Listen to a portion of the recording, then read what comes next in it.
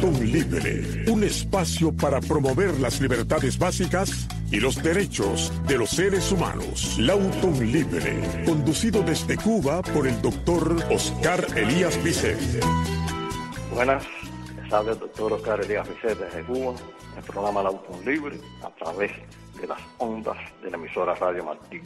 Nuestros objetivos son llevar un mensaje de amor patrio y dignificación de las personas por medio del conocimiento de los derechos humanos y las libertades básicas, para convertirnos en verdaderos ciudadanos y transformar a nuestro país en una democracia en Estado de Derecho y libertad.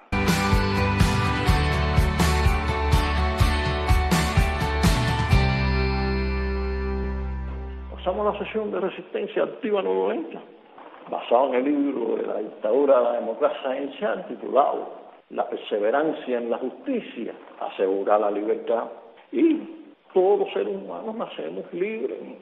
porque eso es una esencia natural del humano. Esa creación de libre albedrío en cada persona es lo que lleva a la dignidad humana, y nadie puede violentarla porque te convertiría en un objeto, un esclavo, lo que llamamos la nueva esclavitud, que es este sistema social comunista que han impuesto aquí en Cuba, que en realidad es una tiranía totalitaria comunista de corte del régimen soviético. Recordemos que nosotros tenemos el derecho a la vida, el derecho a la libertad y el derecho a la propiedad, y esto está garantizado por la Declaración Universal de Derechos Humanos y por los pactos internacionales cívicos y políticos, y también culturales, sociales y económicos. Lo importante de todo esto es que ahí se refleja la esencia humana para vivir en paz, para vivir en libertad y disfrutar de todo ese trabajo que se realiza con nuestra familia, con nuestros amigos, con nuestros conciudadanos. Y lo importante de todo esto es que nosotros como ser humano tenemos que tener en cuenta esta declaración que incluso los tiranos la aprueban, ¿no? Porque aquí en Cuba tuvieron muchos años sin reconocerla, pues, aunque se firmó por la República de Cuba en el año 48, pero el régimen castrista nunca lo ratificó. Incluso los pactos internacionales civiles y políticos y también económicos, sociales y culturales se lo aprobó, pero fue recientemente, en este siglo, y entonces no lo ha ratificado, pero el hecho de firmar tiene que cumplir con esas obligaciones, aunque algunos de estos derechos se encuentran en la defensa constitucional del régimen. No obstante, recordemos que toda persona tiene derecho a asociarse,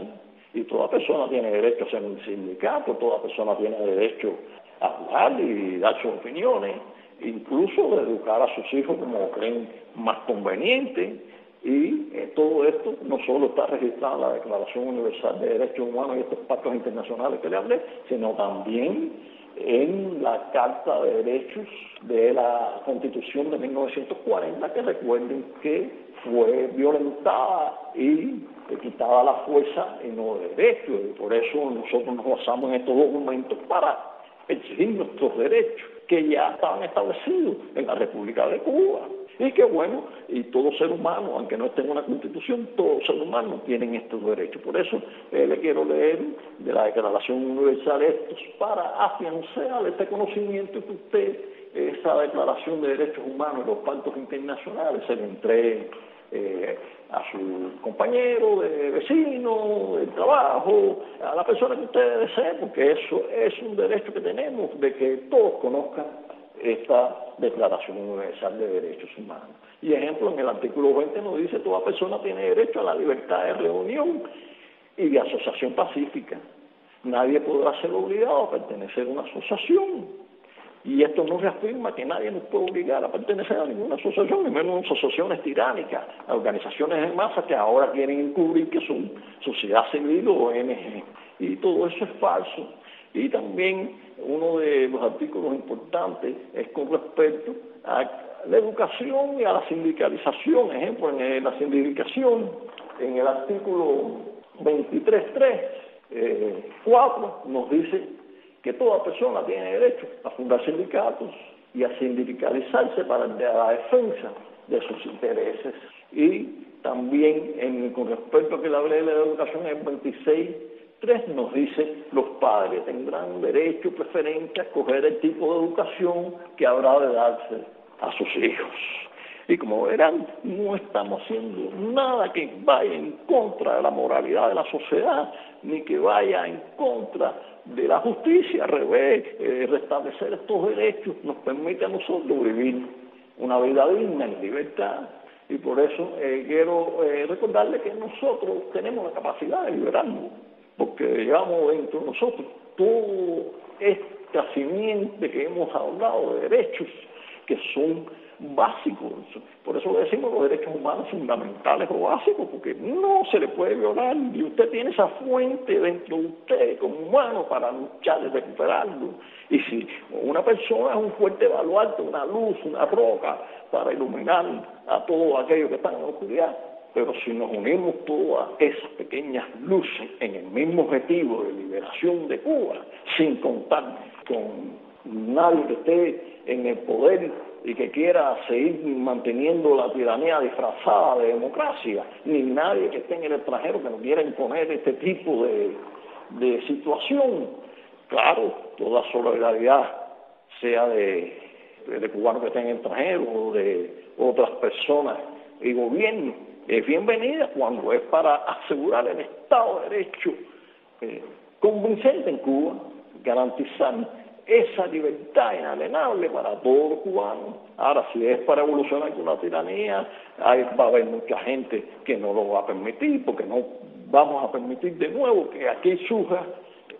un Maduro o un Daniel Ortega de Nicaragua,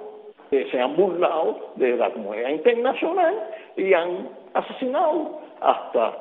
muchos opositores. Y eso no podemos nosotros, teniendo toda esta experiencia cercana, porque hay otros casos, pero bueno, estamos hablando de estos que son más cercanos a nosotros, para evitar que en Cuba ocurra toda esta desgracia por gusto. El pueblo cubano tiene que luchar como ha hecho hasta ahora, como hizo el 11 de julio, 11J de 1921, que salió todo el pueblo a la calle, como hizo recientemente el 17 de marzo de 2024, que salió en varias ciudades del pueblo a la calle, y eso es lo que tenemos que hacer nosotros, exigir nuestros derechos a vivir en libertad, a no vivir bajo la injusticia de una opresión tiránica, y si lo hacemos verdaderamente bajo estos principios que nos da la vida por ser humano, seremos libres muy pronto.